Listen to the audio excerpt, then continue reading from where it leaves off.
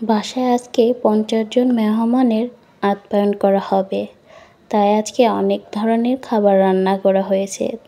তো এই ভিডিওটা আসলে অনেক সুন্দর হতে চলেছে। তো আজকে আমাদের বাসায় কি সেটা চলুন দেখা যাক। হ্যালো এভরিওয়ান, আসসালামু আলাইকুম। কেমন আছেন সবাই? আশা করি অনেক অনেক ভালো আছেন। আল্লাহর অশেষ রহমতে আমিও ভালো আছি আপনাদের দোয়ায়।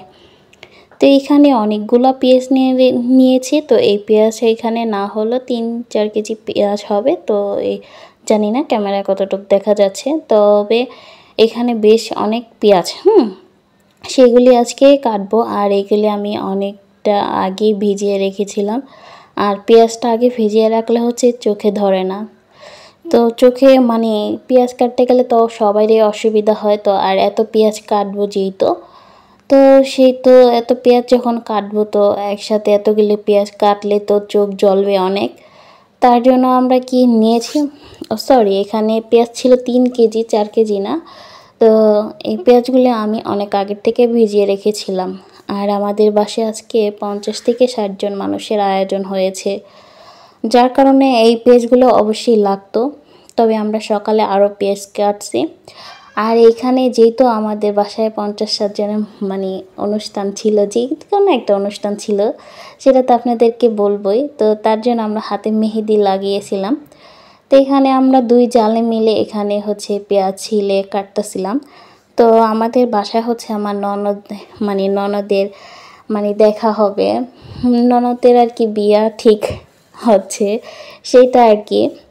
তো ননদের শ্বশুর বাড়ি থেকে লোক আসবে তো দেখাশোনা করার জন্য, তো আসছে। তো সেইখান থেকে হচ্ছে আমাদের দেশের বাড়ি থেকেও কিছু আমার শ্বশুর বাড়ির বাসার লোক আর কি দাওয়াত দেওয়া হয়েছে, যেখানে আমার বাসার কারো বাসার লোক দাওয়াত দেওয়া হয়নি। সেটা হচ্ছে আমার শ্বশুর আর শাশুড়ি আত্মীয় স্বজন হচ্ছে দাওয়াত দেওয়া হয়েছে। তো সেইখান থেকে অনেক অনেক মানুষ হয়েছে। তো সেই মিলে হচ্ছে 50-60 জনের আয়োজন করা হয়েছে। কিন্তু আপনি মানুষ এসে হবে 45 জন মতো হবে, এরকম মানুষ আইছে। আর বাকিরা হয়তো যে কোনো সমস্যার কারণে আসে নাই। তবে এখানে আমরা হচ্ছে আমার ননদকে দেখতে আসছিল শুক্রবার, আর শুক্রবারে বৃহস্পতিবার রাত্রে হচ্ছে আমরা এই পেঁয়াজগুলি ভিজিয়ে রাখার পর হচ্ছে রাত্রে 1 ঘন্টা ভিজিয়ে রাখার পর হচ্ছে পেঁয়াজগুলি কাটা শুরু করি। কারণ আমাদের আইডিয়া ছিল যে 50-60 জন লোক আসবে, তো এতগুলি লোকের রান্না বাড়া, তো সকালে পেঁয়াজ কাটা হবে না, অনেক কাজ থাকবে রান্না বাড়ার। তো তার জন্য আমরা 2 জালে মিলে একসাথে বসে পড়লাম পেঁয়াজ কাটার জন্য। আর পেঁয়াজগুলি কেটে নিচ্ছিলাম, যার কারণে হচ্ছে আমরা সকালবেলা যদি পেঁয়াজ কাটি তাহলে কিভাবে অন্য কাজগুলি হবে, যার কারণে হচ্ছে কাটলাম। আর এই তো সকালে এখানে 10 কেজি গরুর মাংস আর রোস্ট রেজালার রান্না হচ্ছে। তো এখানে রান্নার আইটেম অনেক আইটেম ছিল, যেগুলি আমি আপনাদের সাথে শেয়ার করতে পারি নাই, যেহেতু বাসা ভরা মেহমান ছিল, কি বলবো। তার জন্য হচ্ছে কি সবগুলি আইটেম আপনাদের সাথে শেয়ার করতে পারি নাই। তো এখানে হচ্ছে এই যে রোস্ট ভেজে রাখা হয়েছে, রোস্ট রান্না হবে, রোস্ট আর রেজালার, তো 2টাই রান্না হবে। তার সাথে হচ্ছে গরুর মাংস।